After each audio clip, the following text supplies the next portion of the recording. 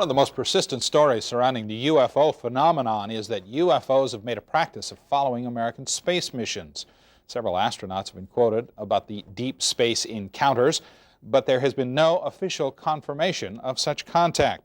Tonight, in Part 4 of UFOs, The Best Evidence, George Knapp looks at NASA policies regarding ETs. He'll also find out if there is a connection between UFOs and the mutilation of thousands of animals. We should warn you that some of the photos you're about to see are graphic. In March 1989, the crew of the Space Shuttle Discovery may have discovered something unexpected. A ham radio operator claims to have picked up the voice of Discovery pilot Colonel John Blaha speaking on a secret NASA channel. Houston, this is Discovery. We still have the alien spacecraft under observance.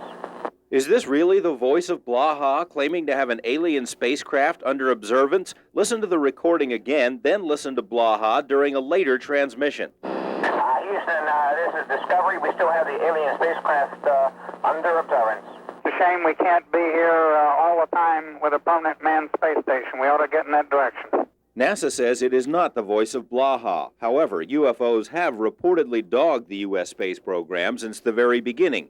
UFO researchers claim that NASA's own logs show that virtually all of the early Gemini and Apollo missions encountered UFOs. NASA has explained most of these sightings as space debris or solar flares, but some of its own astronauts have disagreed. UFO sightings have been reported by James Lovell, James McDivitt, Wally Schirra, Deke Slayton, Gordon Cooper, and others. Cooper went so far as to write a letter in 1978 to a United Nations panel on UFOs, saying that he and others had seen UFOs, but that astronauts are very reluctant to discuss the topic. He also stated these are extraterrestrial vehicles visiting this planet from other planets. Cooper has since recanted his statements, but won't say why. Attempts were made to contact Cooper and the other astronauts, but no responses were received.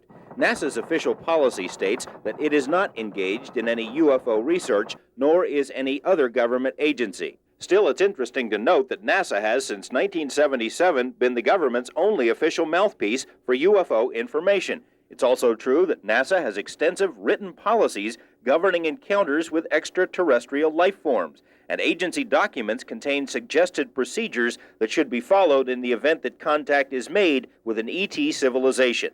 UFO researchers believe these policies were created because the government knows a lot more about alien life forms than it's telling us. If there is a cover-up, who is calling the shots? Many people believe that there's a secret government within the government, something called MJ-12 or Magic 12 or Majestic. This document is easily the most controversial in UFO circles. It is supposedly a briefing document prepared in 1952 for President-elect Dwight Eisenhower, explaining that a secret group of scientists and military men had been created by President Truman to study the UFO situation and to keep a lid on it. The chief scientist in MJ-12 was said to have been presidential science advisor Dr. Vannevar Bush. If it's a legitimate document, it establishes, one, that a flying saucer crashed, two, that the wreckage was recovered, 1947, three, that the government has successfully kept that secret since that time, four, that a very high-level group, including, as it happens, the first four directors of Central Intelligence, first Secretary of Defense, etc.,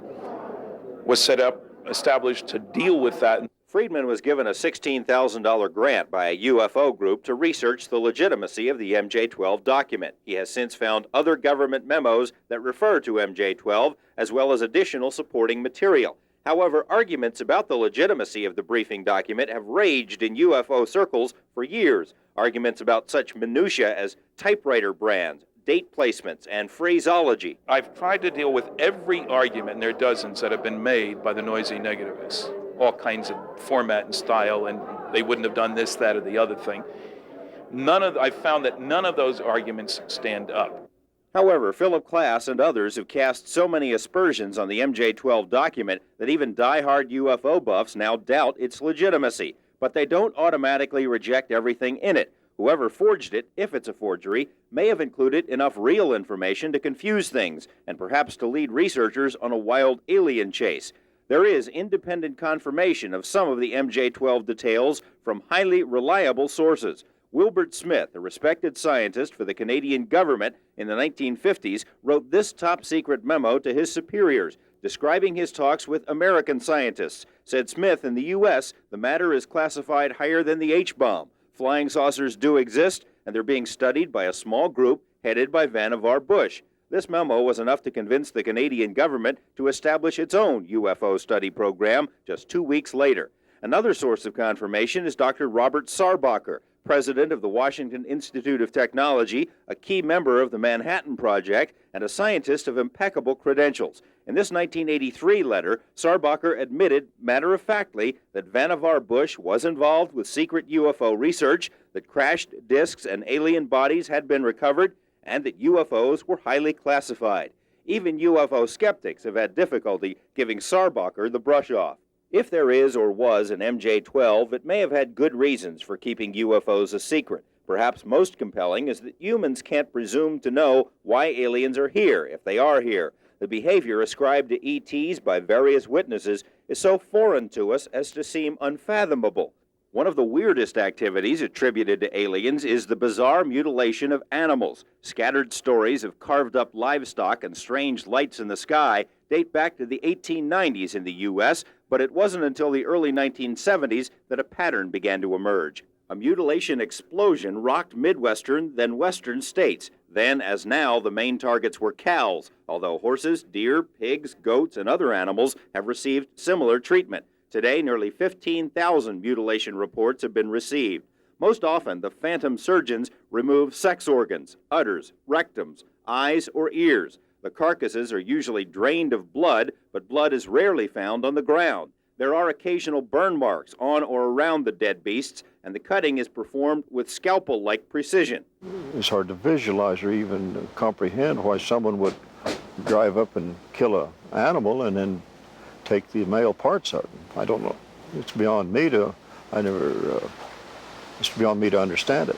Former State Senator Floyd Lamb has lost 2 prize bulls to the mystery mutilations. Like many ranchers, he's self-reliant and didn't bother to file police reports. His Lincoln County ranch sits adjacent to the Nevada test site, so he's seen his share of odd things over the years, but he hasn't got a clue about who is carving up cattle. I don't know I don't understand that. Some kook. Lamb has several neighbors who've also lost cattle. Most of those weren't reported either. In all of Lincoln County, we could find only 6 official mutilation reports dating back to 1975. But many people we talked to had heard of others. Oh yes, there was several. I'd hesitate to give a figure, but several. This is Jane Bradshaw's ranch. She's filed 2 reports of mutilated cows in 8 years. One of the mutilations occurred just yards away from her house. No one heard or saw anything, and as is normal, there were no tracks found. Still, Bradshaw and her children surmised that devil worshippers with poison dart guns were responsible. You don't just walk up to a big healthy animal like this and tell it to lay down. You know, you've got to do something to it. And it wasn't shot. It wasn't stabbed. I mean, it wasn't killed in any way. So it'd have to have been some kind of a dart or sleeping thing to make it fall. Roving bands of shadowy Satan worshippers are frequently mentioned as possible culprits in the mutilations. Some researchers insist there just aren't enough devil worshippers out there, especially in rural areas, to commit such widespread mayhem. Former Lincoln County Sheriff Larry Wilkinson personally investigated 3 mutilation cases. He dismisses the notion of knife-wielding Beelzebubs because of the sophistication involved. The cuts that were made up the legs and the inside of the legs and up the belly.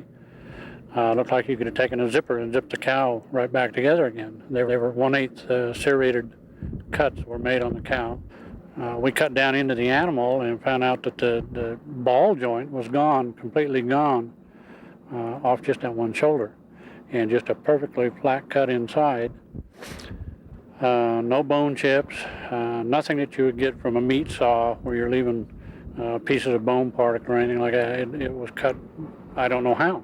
Some government researchers have blamed predators for some mutilations, but the likelihood of a mountain lion making an incision like a cookie cutter seems remote, and coyotes have never fared well against living, breathing cows. The Bradshaw family insists that neither predators nor any other animal was responsible because not even maggots would come near the carcasses. Several weeks later, I think the coyotes finally did touch the animal's head, try eating on its head, but they wouldn't touch the body, which is odd because they're scavengers and they'll eat anything. Documentary filmmaker Linda Howe refers to the mutilations as an alien harvest. Howe has followed up on hundreds of cases and says whatever cut open these cattle didn't use a knife or pinking shears. Pathologists have told Howe that the cuts went between rather than through the animal's microscopic cells. A laser capable of doing such work would approximate the size of an office desk, hard to cart out into an open pasture.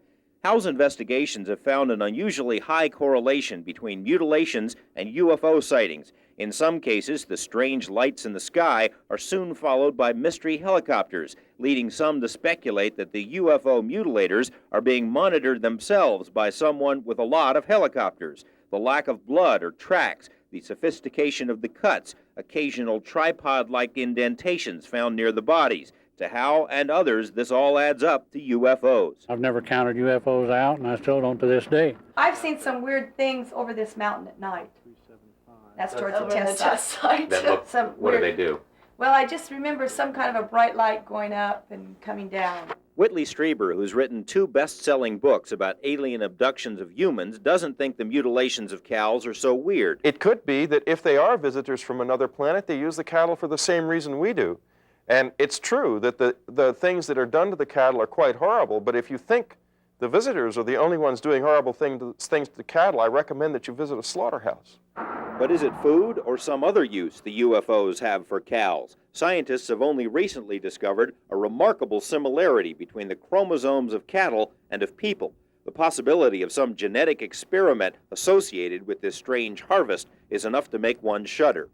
The proximity of the Lincoln County incidents to the Nevada test site and the ultra-secret Area 51 is also of interest to some. There's a long-standing suspicion that Area 51 is an alien haven, a place where UFOs drift through the night sky.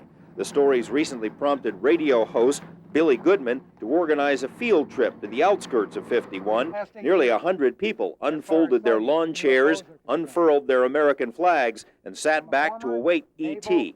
What we need is a real strong, positive attitude. When you get yourself in position, zero in on your area and try to make something come your way. They don't get clouds in the summertime out here. They don't get much rain out here.